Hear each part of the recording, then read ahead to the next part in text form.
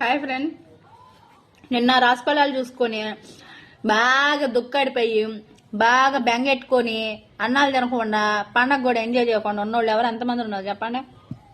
Actually నేను కూడా నా రాశిని చూసి అని ఏడ్చిన, కానీ తర్వాత రియలైజ్ అయినా కష్టపడటం మన తత్వం, ఇవ్వటం ఉండటం అన్నది దేవుడు, మనం నమ్ముకున్న దేవుడు కదా.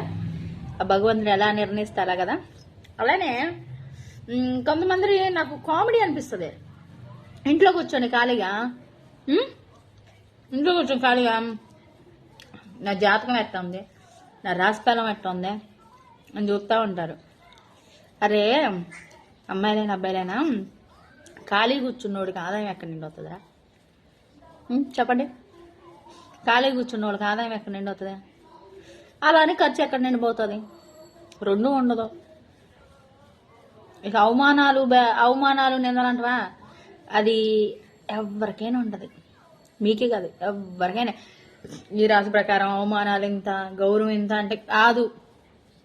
ఆడ ఎంత గౌరవంగానే గౌరవంగానే ఉండనే. అవమానించే వాళ్ళు, బుర్రజల్లే వాళ్ళు ఊరంతా చుట్టూతా ఉంటారు.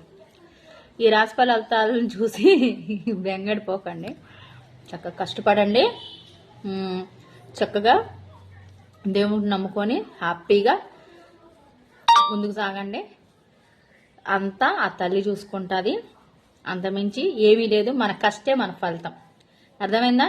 మిగిలేదు మిగలనంటారా, మనమైతే ఖర్చులు లేకుండా ఊరికే వృధా ఖర్చులు అయితే చెయ్యం, కానీ వృధా ఖర్చులు చేసేవాళ్ళు మాత్రం చాలా జాగ్రత్తగా ఉండండి. ఎందుకంటే ఫ్యూచర్లో డబ్బు చాలా అవసరం అన్నమాట.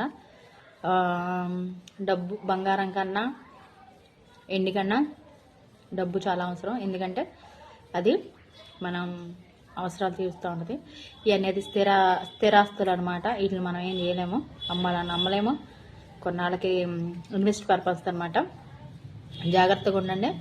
బ్యాంగేడ పెట్టుకోకుండా అన్నం మాత్రం తినకుండా ఉండకండి. నేనైతే కమ్మగా తింటున్నా, నాదేం ఇబ్బంది ఏమి లేదు. నాదైతే మరీ దారుణం, ఆదాయం 5 అయితే 1014 చూసారా, కమ్మగా తింటున్నా. ఓకేనా, నచ్చితే లైక్ చేయండి, షేర్ చేయండి, కామెంట్ చేయండి. నచ్చపోయినా కామెంట్ చేయండి అబ్బా, హ్యాపీగా ఫీల్ అవుతా.